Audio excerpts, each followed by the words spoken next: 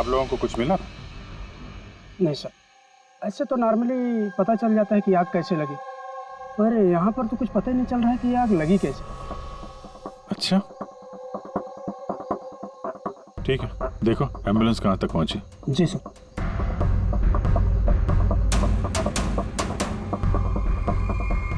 बहुत बुरी तरह से झुलस गया। कमाल है, कुछ पता ही नहीं चल रहा है कि आग कैसे लगी है।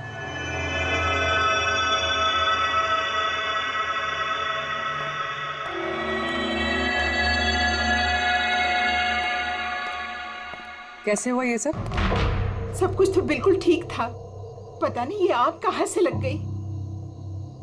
इतने सारे लोगों की बददुआएं तो लगेंगी ना। क्या कहा तुमने? पता चला था सर कि दिलीप साहब किसी कोर्ट के केस में काफी बड़ा चक्कर था, लेकिन अभी कुछ दिन पहले छूट भी गए थे। काफी लोग नाराज भी थे इस बात से। कहीं इसी चक्कर में किसी ने दिलीप को मार तो नहीं दिया? नहीं, कोर्ट ने बरी कर दिया था मेरे पति को, उन्होंने कुछ भी नहीं किया। क्या केस क्या था? 9 साल पहले जीजू के थिएटर में आग लग गई थी, जिसके कारण कुछ लोगों की मौत हो गई थी और सारा इल्जाम जीजू पर आ गया था। ऐसे कैसे हवा में आग लग सकती है? जरूर किसी की प्लानिंग है। किसी पे शक है आप लोगों को? कौन कर सकता है? कोई भी कर सकता है, अनीता भी कर सकती है। कौन कौन अनीता? टोनी की वाइफ, और वो आज यहाँ आई भी थी।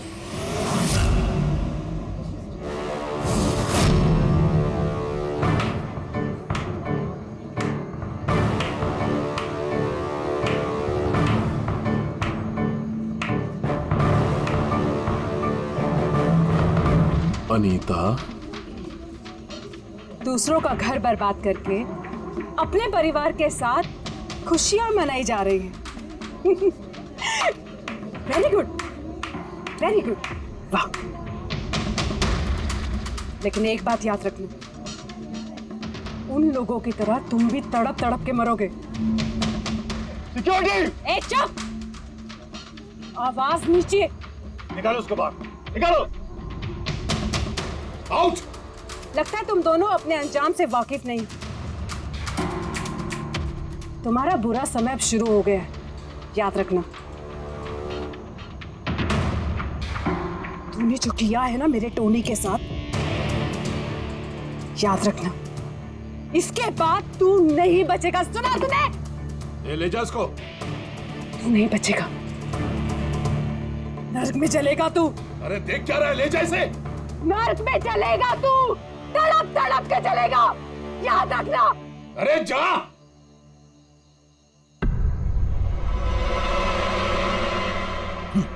Let's enjoy Rohan.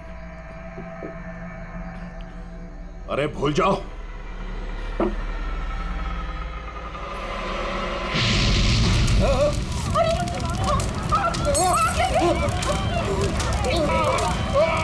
दिलीप और रोहन जिस केस में फंसे थे, उसी केस में कोर्ट ने टोनी को सजा दी थी। अच्छा, किस किस को पता था कि आप लोग यहाँ रेस्टोरेंट में आने वाले हैं? पता नहीं सर। अच्छा, दिलीप जी के आने से पहले इस चेयर के आसपास किसी को देखा था क्या? किसी अनजान आदमी को? नहीं सर, किसी को नहीं देखा सर। ये टेबल किसने रिजर्व किया था? दिलीप जी का फोन आया था, कह रहे थे कि हमारे लिए टेबल रिजर्व रखो। हमेशा यहीं बैठते थे, इसी टेबल इसी चेयर पर, रेगुलर कस्टमर थे हमारे। किसी को पहले से पता था कि दिलीप यहाँ इसी टेबल पे बैठेगा? सर, कुर्सी के पास तो ऐसी कोई चीज नहीं है जिससे आग लग सकती हो। कमाल की मिस्ट्री है यार। सीसीटीवी कैमरा,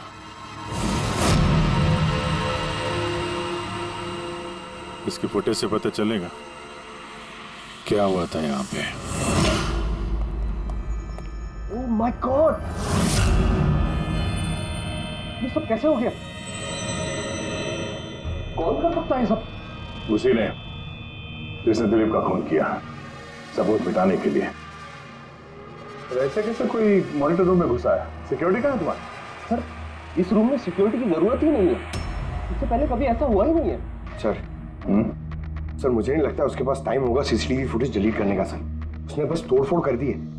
अगर हम किसी एक्सपर्ट को बुलाते हैं सर, तो वो शायद हार्ड डिस्क से रिकवर कर पाए सर।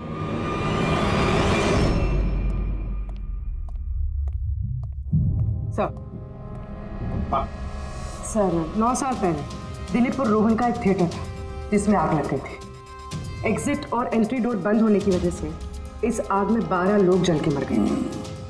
विक्टिम्स की फैमिली ने केस किया तो इन्वेस्टिगेशन में पता चला कि उस वक्त एक गार्ड ड्यूटी पे था। टोनी।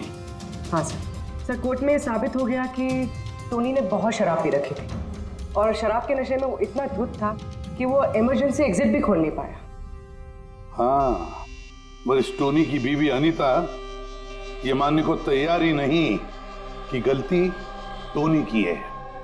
सर सिर्फ उसका ही नहीं, बहुत सारे न्यूज़पेपर आर्टिकल्स ने भी कोर्ट के इस फैसले के खिलाफ आवाज़ उठाई थी। जब ये हादसा हुआ था उस वक्त दिलीप और रोहन के खिलाफ सॉलिड एविडेंसेस थे, लेकिन फिर केस चलता रहा। 9 साल हो गए। कुछ विटनेसेस ने गवाही बदल दी और कुछ कंट्री से बाहर चले गए। सर, दिलीप और रोहन ने जरूर पैसे और पावर का इस्तेमाल किया होगा और यह बात टोनी को पता चल गई होगी। उसी ने भेजा होगा अनीता को दिलीप को मारने के लिए।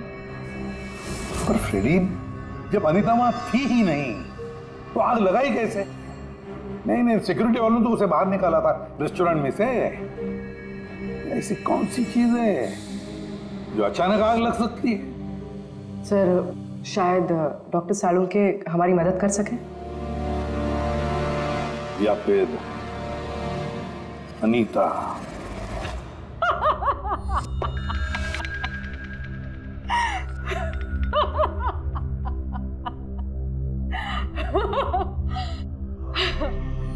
किस बात पे इतना हैरान है? मेरी हंसी पे? क्या दिलीप की मौत पे? दिलीप की मौत पे तुम इतना खुश क्यों हो रही हो? अब मैं खुश नहीं होंगी तो और कौन होगा? कल रात रेस्टोरेंट से निकलने के बाद तुम कहाँ गई थी? जेल, अपने पति से मिलने। वार्डन के पास सारे रिकॉर्ड हैं, आप चाहें तो चेक कर सकते हैं। वो तो हम करेंगे, और ये भी कि आखिर तुमने वो आग लगाई कैसे? कोई काला जादू किया तुमने? दिलीप को अचानक आग कैसे लग गई? काला जादू आता तो जरूर करती, पर मैं बहुत खुश हूं। ये दिलीप भी उसी तरह तड़प तड़प के मरा है जिस तरह 9 साल पहले वो बेकसूर लोग मरे थे, जिसकी सजा मेरा पति टोनी भुगत रहा है। तुम ये कैसे कह सकती हो कि टोनी की गलती नहीं थी? तुम तो वहां थी नहीं। मैं वहां नहीं थी, लेकिन टोनी यहाँ था। उस दिन उसकी तबीयत खराब थी। उसने अपने मालिकों से, रोहन और दिलीप से कहा, वो जल्दी घर आ गया आग लगने से पहले। गलती उन दोनों की थी। अरे पुराना दरवाजा ठीक ही नहीं करवाया, जिसके कारण वहां आग में वो लोग झुलस के रह गए। मेरे पति की गलती नहीं थी, उन दोनों की थी। तो बहुत गुस्सा आया होगा ना तुम्हें? दोनों को मारने का भी मन किया होगा? 12 लोग मरे हैं वहां। मुझसे कहीं ज्यादा गुस्सा उन लोगों के परिवार वालों को आया होगा, पर वो बहुत खुश होंगे अब दिलीप की मौत की खबर सुनकर। बहुत खुश होंगे। वो लोग और भी खुश हो जाएंगे जब रोहन चल के मरेगा।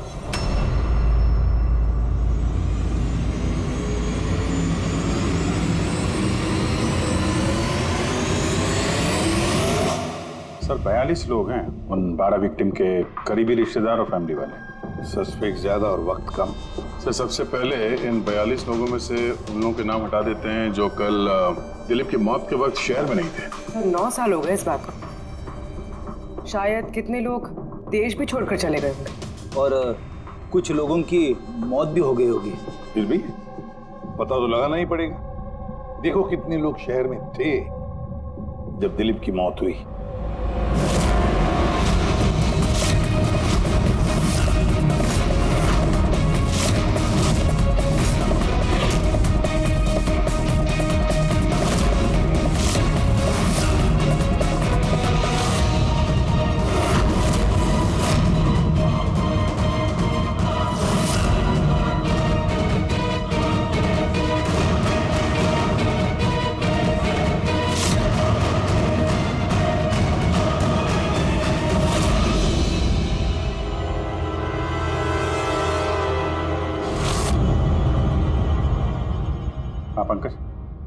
कितने बजे?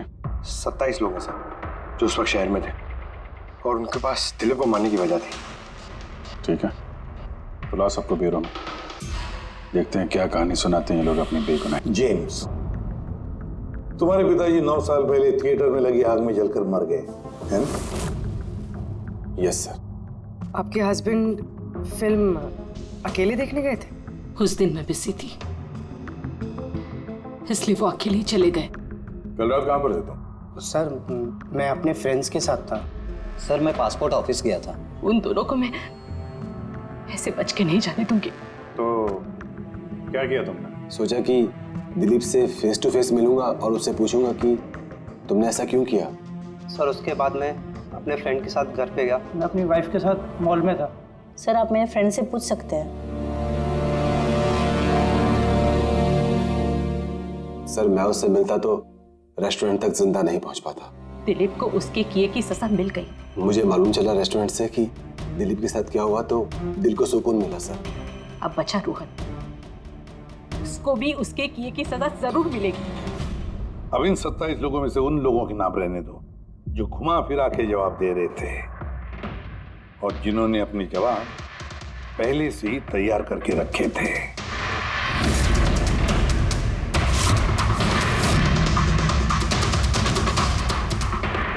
सर अब 15 बजे। अब इन 15 लोगों को उस दिन के बारे में पूछते हैं जब 9 साल पहले थिएटर में आग लगी थी। देखते हैं किसे सबसे ज्यादा गुस्सा आता है, कौन मुंह फेर लेता है। सर मेरा भाई 10वीं पास हो गया। उसने कहा पार्टी देनी है, दोस्तों को पिक्चर दिखाना है, पैसे दो। सर मैंने वो पैसे उसे दे दिए। काश वो पैसे मुझे उसे देने नहीं चाहिए थे सर। जिसने भी ये किया बहुत अच्छा किया। आज मैं खुश हूं, आज मैं बहुत खुश हूं। कुमार साहब आप यूनिवर्सिटी में फिजिक्स के प्रोफेसर हैं, है ना? Yes sir, head of the department physics. लेकिन मेरे खुद के बेटे को पढ़ाई में कोई इंटरेस्ट नहीं था। बहुत डांटता था मैं उसे, लेकिन अनिकेत के ऊपर कभी कोई फर्क नहीं पड़ा। एक नंबर का बदमाश बन गया था वो। उस दिन भी वो कॉलेज से बंक करके दोस्तों के साथ फिल्म देखने चला गया और सर और वापस घर पे कभी नहीं आया। हिमेश, राइट, कॉन्ट्रैक्टर हो ना तुम? हाँ सर।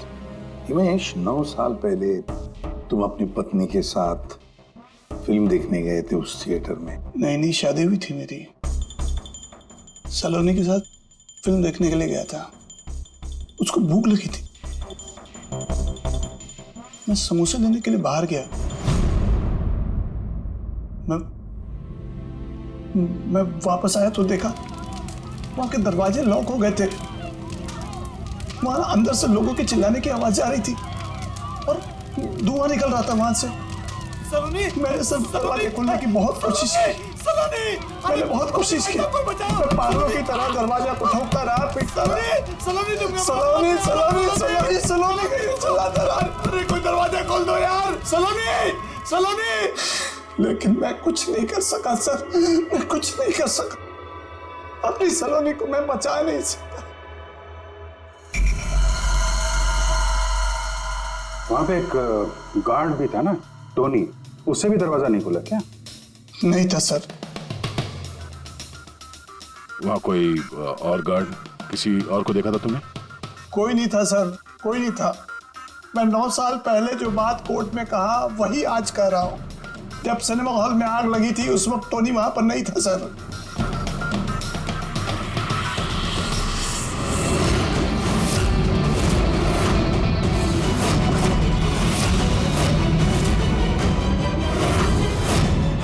सर ये है हमारे फाइनल 15 सस्पेक्ट जो दिलीप को मार सकते हैं। सो कॉप्स कह रहे थे कि फायरमैन को भी पता नहीं चला कि आग का एग्जैक्टली सोर्स क्या था। उन लोगों को तो जनरली ढूंढ कर पता चल जाता है है कि वहां पर ऐसी कौन सी चीज थी जो तुरंत आग पकड़ती है, लेकिन उन्हें पता नहीं चला। उन्हें पता नहीं चला। उन्हें इसलिए पता नहीं चला क्योंकि उस चीज की ना तो कोई खुशबू थी ना कोई रंग था।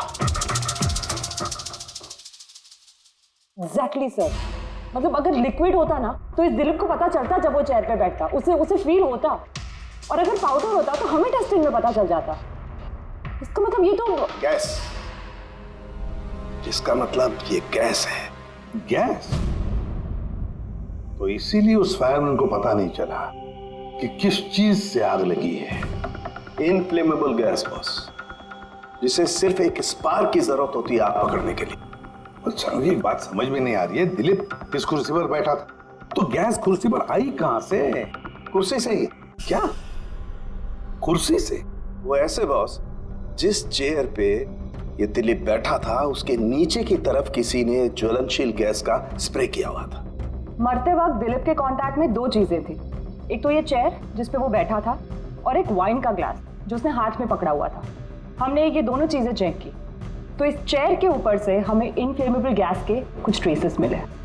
बॉस, हमारे आसपास वातावरण में स्वतः ज्वलनशील पदार्थ होते हैं जो कभी कभी स्पॉन्टेनियसली जल जाते हैं, जैसे कि मार्श गैस एक नेचुरल बायोगैस है और ज्वलनशील गैस इसका मेन कंपोनेंट है। मतलब इनफ्लेमेबल गैस कभी भी हवा में ऐसे ही जल जाती है? नहीं फ्रेडी, अपने आप नहीं। जब वातावरण में बहुत ज्यादा गर्मी पैदा हो जाती है और वो वातावरण की ऑक्सीजन के साथ मिल जाती है तो एक सुपर हाई टेम्परेचर का निर्माण होता है, जिसकी वजह से ये आग लगती है। लेकिन सालून साहब, वहां तो ऐसे कोई हाई टेम्परेचर वाली चीज थी नहीं। एग्जैक्टली, ऐसा कोई डायरेक्ट सोर्स नहीं था जिससे गर्मी पैदा हो सके बॉस। इसीलिए मुझे लगता है खूनी ने कोई एक्स्ट्रा डिवाइस का इस्तेमाल किया है ये अचानक इतना ज्यादा टेम्परेचर बढ़ाने के लिए। और ये कुर्सी तो तैयार बैठी थी, इसे तो सिर्फ एक स्पार्क की जरूरत थी। पर सर, ऐसे कोई हीट कैसे पैदा कर सकता है? हाँ, कर सकते हैं ना पूरी। जैसे उदाहरण के तौर पर मैग्नीफाइंग ग्लास पर सूरज की किरणों को खास तरीके से फोकस करके हम बचपन में कागज जलाया करते थे।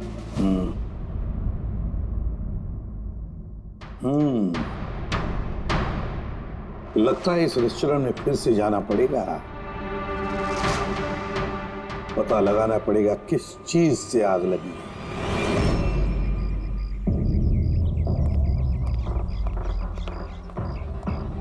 पूरा एरिया छान मार लिया सर, लेकिन ऐसी वो चीज ही नहीं मिली जिससे आग लग सकती है।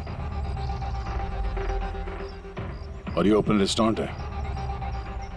जब खूनी ने दिलीप के चेयर के नीचे वो इनफ्लेमेबल गैस स्प्रे किया तो किसी ने तो देखा होगा। वही तो, चेयर में अपने आप आग लग गई और दिलीप चल के मर गया। किसी ने कुछ देखा नहीं और ना ही कोई सबूत हमारे सामने आ रहा है। सर, उस डेटा एक्सपर्ट ने सीसीटीवी फुटेज रिकवर कर ली है, आप देख सकते हैं सर। गुड, या तुम लोग यार देख लो, तब तक मैं देखता हूँ यहाँ पे कुछ मिलता है क्या। सर, दिलीप और उसकी फैमिली के आने के 15 मिनट के पहले की फुटेज है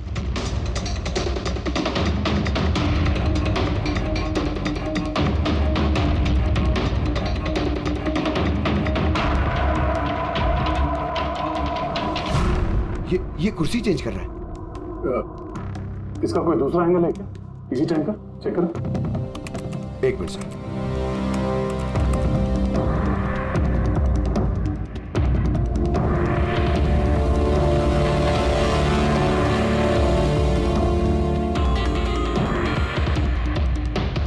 ये कुर्सी के साथ क्या कर रहा है? गैस स्प्रे कर रहा है क्या?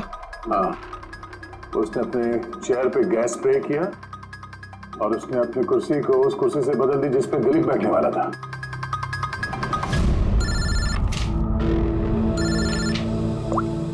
आ गया। अच्छा, great, good work, good work. क्या हुआ सर? जिसने भी दिलीप की कुर्सी के साथ छेड़खानी की ना, उसका पता चल गया है। वो एक आदमी है, उसका मिलता जुलता हुलिया भी मिला है। अब देखते हैं, जय भेजने वाला है फोटोग्राफ।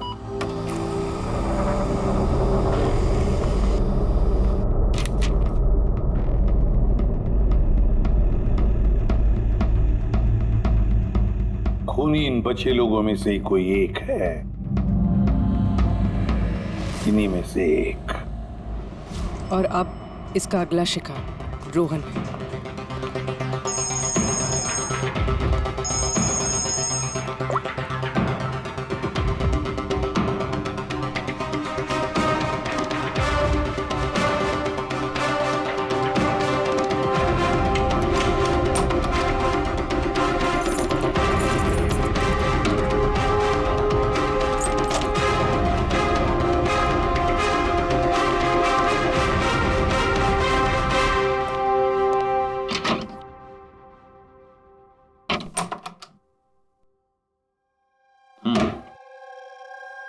मुझे लगता है कोई मेरी और दिलीप की रिहाई से खुश नहीं है। मेरी जान को खतरा है यहाँ पर।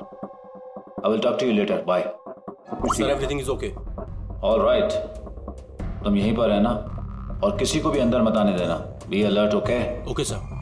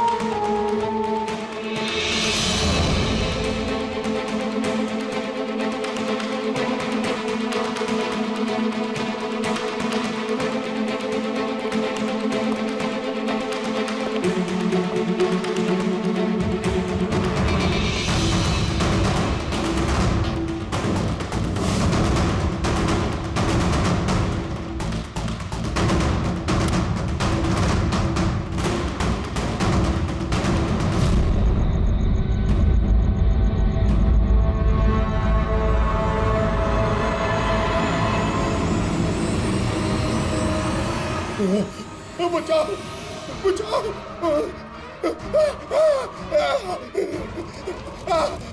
बचाओ। परे परे बचाओ बचाओ।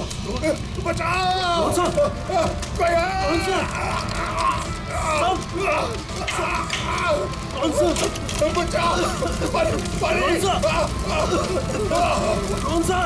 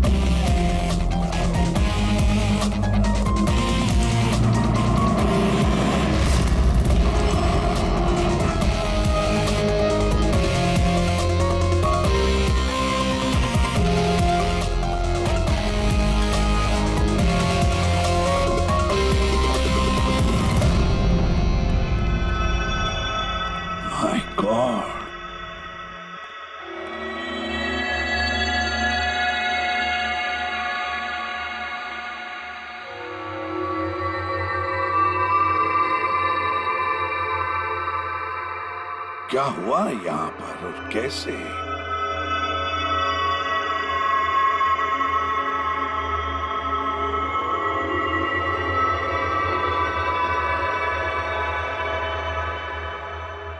यहाँ पर भी और किसी किस्म की कोई स्मेल नहीं, सिवाय इस जली हुई लाश की बदबू के। यानी ये मर्डर भी इन्फ्लेमेबल गैस से हुआ है? शायद। ये सब हुआ कैसे? हाँ? सर मैं रोहन सर का बॉडीगार्ड हूं सर। अच्छा, तो फिर ये आप लोग कहाँ थे जब ये सब हुआ? सर रोहन सर ने मुझे बाहर निगरानी के लिए कहा था, तो थोड़ी देर के बाद सर उनके चिल्लाने की आवाज आई तो मैं उनके कमरे की तरफ भागा, लेकिन सर दरवाजे के चारों तरफ से धुआं देखा तो मैं दूसरी चाबी से दरवाजा खोल के अंदर गया तो देखा कि सर रोहन सर जले पड़े थे। आप लोगों को भी कुछ पता नहीं है? कमाल है, कमरे के अंदर कोई लीड नहीं मिला, शॉर्ट सर्किट नहीं हुआ है, ये पर्दा अंदर से बंद है, ये विंडोज परमानेंटली क्लोज्ड है, कोई बाहर से अंदर भी नहीं आ सकता। अब बाहर से अंदर कोई व्यू भी नहीं है, कोई देख नहीं सकता, तो फिर आदमी मरा कैसे? इससे लगी है आग बॉस।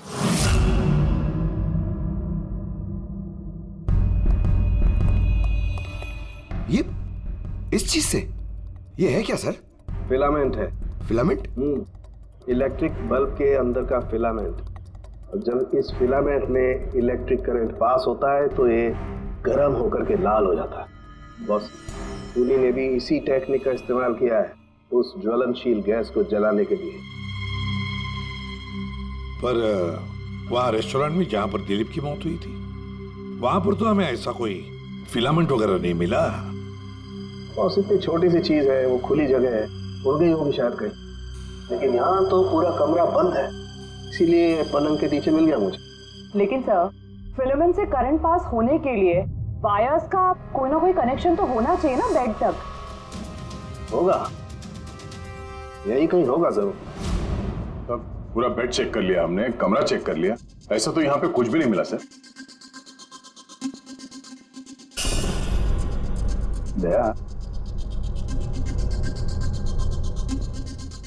वो दरवाजा कैसा? मैनेजर। Yes sir. वो दरवाजा कहाँ खुलता है? सर दूसरा रूम है जो इस रूम से कनेक्टेड है सर। अब वैसे ये रूम सील्ड रहता है, इसे कोई खोलता नहीं सर। खोलो दरवाजा। Yes sir. आइए सर।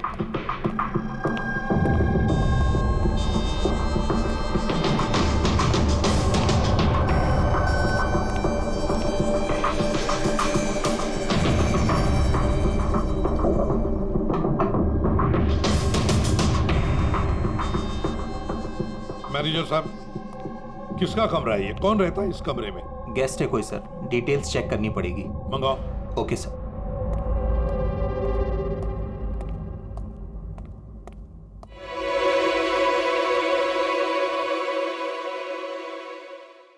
सर, वहां उस कमरे में जो कुछ भी हुआ है सर, वो इसी कमरे से किया गया। लेकिन अगर करंट इस रूम से पास किया गया है तो यहाँ से उस बेड तक कोई ना कोई वायर तो होनी चाहिए ना।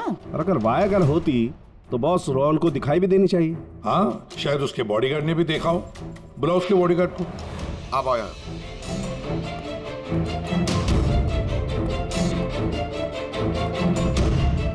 एक बात बताओ, जब तुम रोहन के कमरे में आए थे तब कोई वायर देखी यहाँ इस दरवाजे से उस कमरे में जाते हुए? कुछ भी नहीं सर, रोहन सर के रूम के अंदर जाने से पहले मैंने रूम को पूरी तरह से चेक किया था सर, लेकिन वायर जैसी कोई चीज उस रूम में नहीं दिखाई दी। ठीक है, जाओ तुम। जो कुछ भी हो दया, खूनी ने इसी दरवाजे का इस्तेमाल किया। इस दरवाजे से वो रोहन के इस कमरे में आया, उसने बेड पर इन्फ्लेमेबल गैस स्प्रे किया और किसी भी तरह से फिलामेंट को करंट दे दिया। बस फिलामेंट गर्म हो गई और इन्फ्लेमेबल गैस ने आग पकड़ ली, रोहन की मौत हो गई। बस एक बात पक्की है, ये जो कोई भी है उससे इलेक्ट्रिक और केमिकल्स की बहुत अच्छी जानकारी है। प्रोफेसर कुमार, फिजिक्स का प्रोफेसर कुमार, उससे बढ़कर और कौन जान सकता है इस सारे मामले में? दया, अच्छा, इस प्रोफेसर कुमार से मिल लो। अच्छा दया, मैं भी चलता हूं तुम्हारे साथ।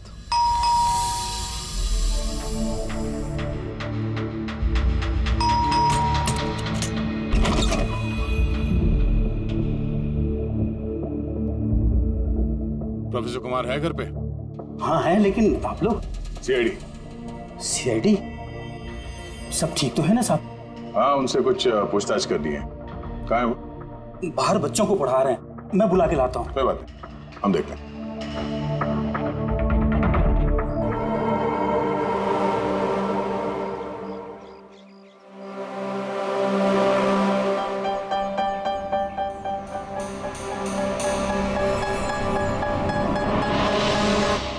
मिस्टर कुमार, हमें आपसे कुछ पूछताछ करनी है।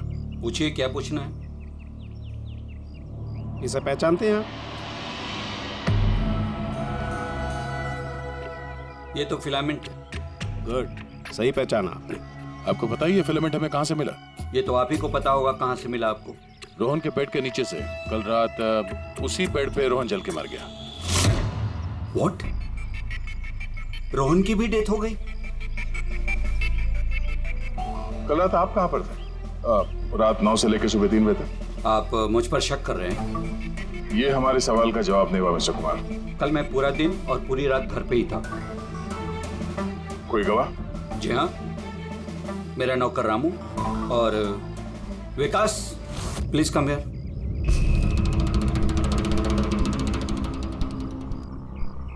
Yes sir. इन्हें बताओ मैं कल कहाँ था। सर हमारे एक्स्ट्रा क्लासेस ले रहे थे यहीं पे सर। कितने बजे से कितने बजे तक? सर शाम के 6 बजे से सुबह के 5:30 बजे तक। सर हमारे एग्जाम आने वाले हैं ना, तो हमने इस सर को रिक्वेस्ट किया था एक्स्ट्रा क्लासेस लेने के लिए। ठीक है सर, तुम जाओ बेटा। सर मेरे 5 स्टूडेंट्स और भी हैं जो कल सुबह 9 बजे से लेकर 5:30 बजे तक हमारे साथ थे। कहें तो उनको बुला लूं? ठीक है। अब मैं जा सकता हूं सर, बच्चों को पढ़ाना है। Please please. Thank you.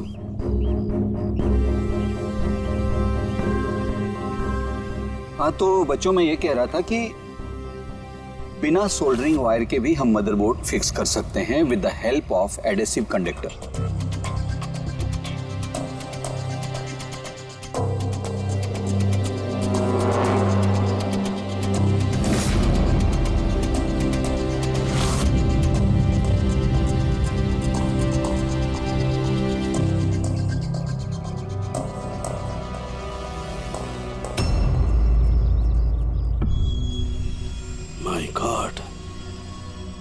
My God यार, ये क्या बात? क्या? अरे यार, ये गलती मुझसे कैसे हो गई? क्या? गॉड, बूढ़ा हो गया मैं, बूढ़ा हो गया मैं। एक काम करो, 1 घंटे बाद फॉरेंसिक लैब में मिलो, कुछ बताऊंगा। 1 घंटे बाद। अरे वो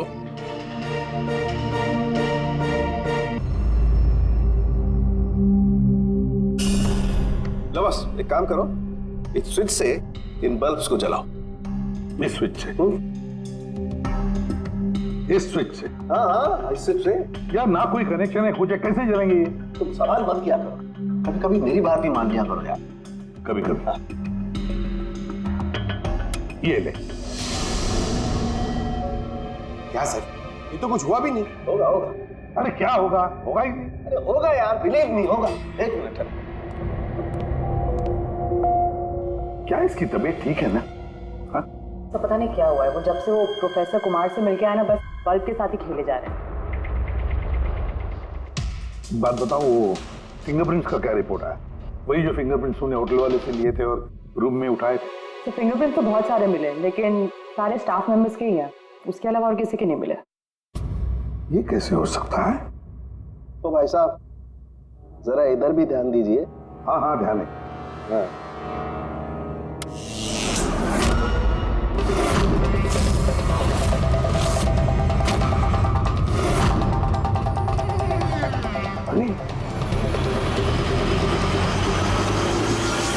सर ये बल्ब जलने कैसे लगे? क्या बात है सालुंकी साहब, बिना वायर के सारे बल्ब जला दिए। लेकिन सालुंकी साहब, ये सब आपने किया कैसे? ठीक वैसे ही हुआ ये फ्रेडी, जैसे कि खूनी ने किया था उस दिलीप की कुर्सी पे और रोहन के बेड पे। जादूगर सालुंखे, जरा साफ साफ बताइए, आपने ये किया कैसे? करंट क्या हवा में से आया? हवा में से नहीं आया बॉस, करंट आया है इलेक्ट्रिक पेंट के जरिए। Electric paint? हाँ, इलेक्ट्रिक पेंट। दरअसल बिजली के जो तार होते हैं वो मेटल के होते हैं, और metal is a good conductor of electricity, इसीलिए करंट उनमें से पास होकर के जाता है। ठीक इसी तरीके से कुछ पेंट भी होते हैं जिन्हें हम इलेक्ट्रिक पेंट कहते हैं, और ये भी गुड कंडक्टर ऑफ इलेक्ट्रिसिटी होते हैं। इनमें से भी इलेक्ट्रिसिटी पास हो सकती है, और कमाल की बात यह है कि ये किसी भी कलर में मिल सकते हैं, जो आसानी से किसी भी बैकग्राउंड में मर्ज भी हो सकते हैं। ओह, इसीलिए हमें होटल रूम में और रेस्टोरेंट में कुछ दिखा नहीं सर। Exactly that. खूनी ने दरअसल होटल के कमरे का और रेस्टोरेंट के फ्लोर का दोनों का कलर इस कलर के साथ मैच किया, इसीलिए हमें दिखाई नहीं दिया। तो ये इलेक्ट्रिक करंट, आई मीन ये जो इलेक्ट्रिक पेंट है, ये आसानी से मिल जाता है? हाँ, मिल जाते हैं। दरअसल इलेक्ट्रिक सोल्डरिंग और रिपेयरिंग के काम में आते हैं, और इनकी सबसे बड़ी खासियत ये है कि ये आमतौर पर नंगी आंखों से दिखाई नहीं देते, सिर्फ इंफ्रारेड लाइट में ही ये दिखाई देते हैं। मैं दिखाता हूँ।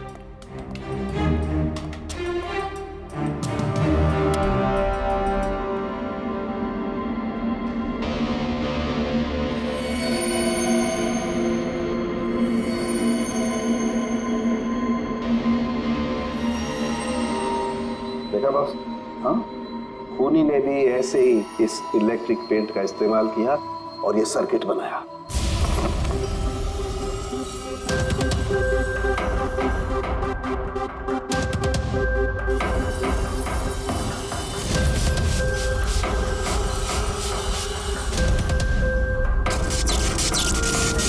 एक बात तो पक्की है, ये जो भी कोई है उसे इन सारी चीजों की पक्की जानकारी है। मगर सर, इनमें से खूनी कौन है? इस प्रोफेसर से तो मिल लिए सर, ये तो नहीं है। ये बंसी? बंसी तो एक क्लर्क है, और मुझे नहीं लगता कि एक क्लर्क को साइंस की इतनी जानकारी होगी। सर, इनमें से सबसे ज्यादा पढ़े लिखे तो ये प्रोफेसर ही लग रहे हैं। कोई ऐसा जो प्रोफेसर जितना इंटेलिजेंट तो नहीं है, लेकिन इसे इन सब चीजों की जानकारी है।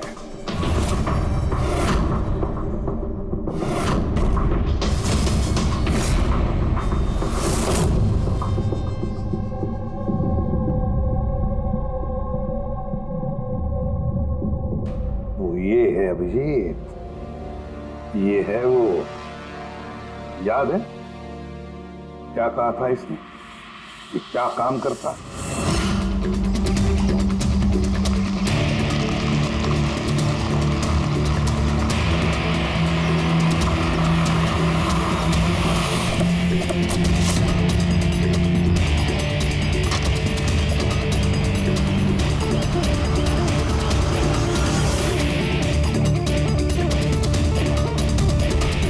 चले ससुराल।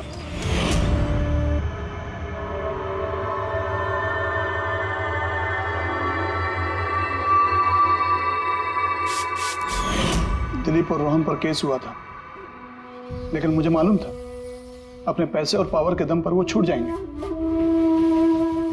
लेकिन उनके पास पैसा था तो मेरे पास दिमाग। कई महीनों तक उनका पीछा किया, वो कहां जाते हैं, क्या करते हैं, किससे मिलते हैं, सब कुछ। आखिर मैंने दोनों को मारने की तरकीब ढूंढ ही निकाली, इलेक्ट्रिक पेंट्स और सर्किट्स के जरिए। ये दोनों के बारे में मुझे अच्छी खासी जानकारी थी। बस दे दी दोनों को सजा, दोनों को मार दिया जिंदा जलाकर, जैसे उन्होंने मेरी सलोनी को मारा था। उमेश, तुम्हारी पत्नी के साथ जो कुछ भी हुआ उसका हम सबको अफसोस है, लेकिन दिलीप और रोहन को मारकर तुम्हें क्या मिला? क्या तुम्हारी पत्नी वापस आ गई? बदले की आग में तुमने 2 लोगों की जानें ली।